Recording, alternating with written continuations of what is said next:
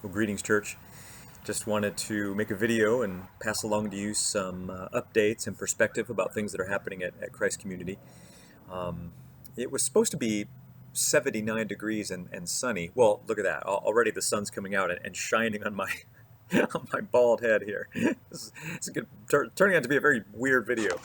Um, Church, I just wanted to, just make a video and just kind of help give some perspective on things that are happening at our church. And um, as you guys know from the email that I sent, that we had our second confirmed positive COVID case at the beginning of this week.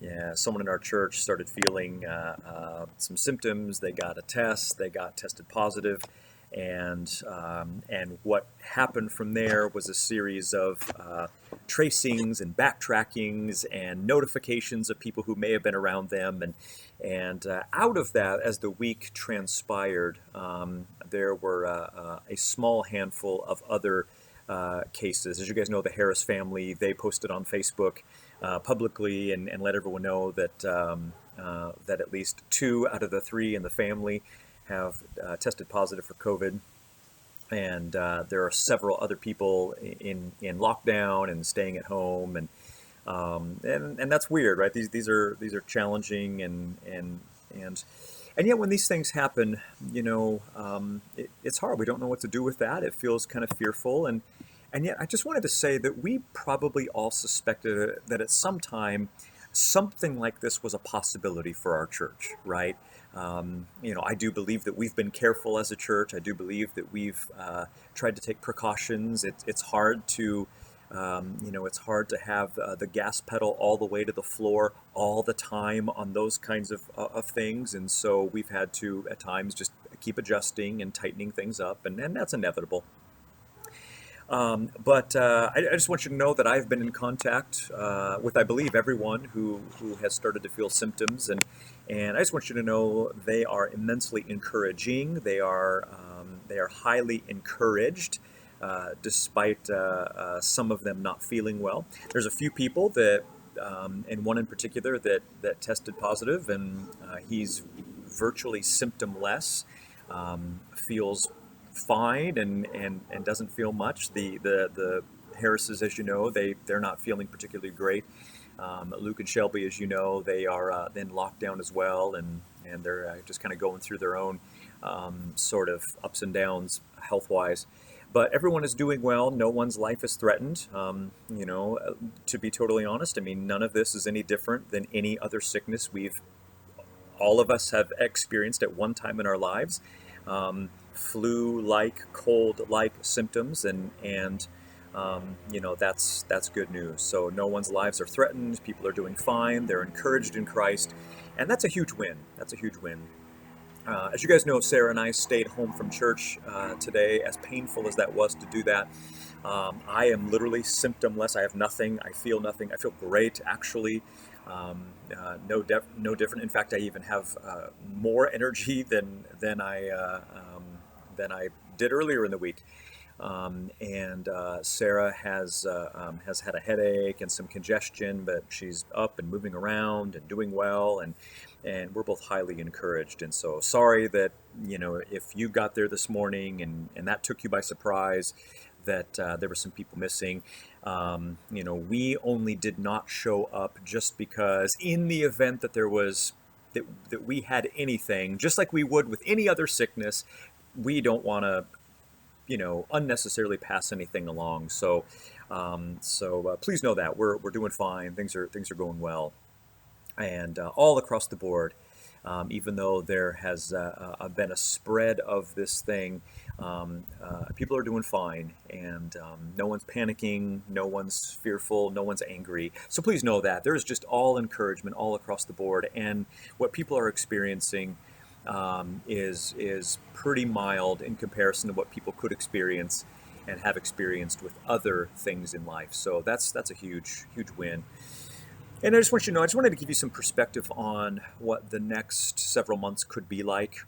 As we continue to march ahead as a church, and we will march ahead. it's just gonna be a reality that we're gonna show up on a Sunday morning, and we're probably gonna hear maybe even weekly of someone who has to kind of close down for a couple weeks, and because they may or may not have been exposed to someone with COVID. And I just want you to know that that might be just pretty regular for us, and that's okay.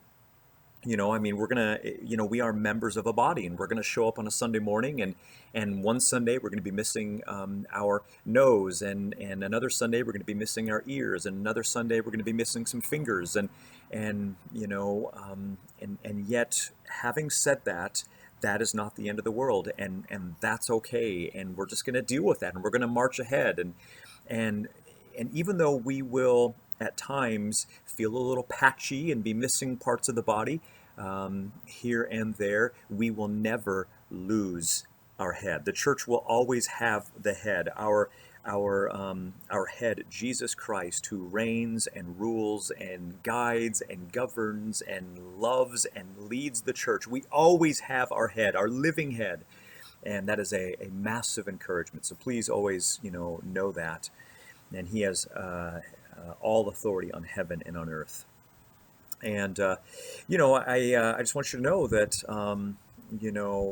as leaders, we are going to be careful. We are going to be not reckless and foolish, but as leaders and as a congregation, we need to hold the line. We need to hold the line. We're going to meet wisely and safely, in the confidence that our great shepherd will sustain us through this strange and encouraging time. And I don't know what the future holds. I mean, with a new president in office, and who has vocalized a pretty aggressive plan for COVID. I don't know if that means more lockdowns. There could be mandates made across the United States to churches, and I just want you to know, we may be asked, required, forced, mandated, threatened to comply with things that we may or may not be in agreement with. And so these are going to be strange days. So we need to pray for real wisdom. Matthew 10, we need to be wise as serpents and innocent as doves. But I do want to say that the show must and will go on. And by the show, I mean the Great Commission. I mean the proclamation of the word. This must and will go on. The church is going to continue to meet. We will be wise. We will be safe. We will take precautions.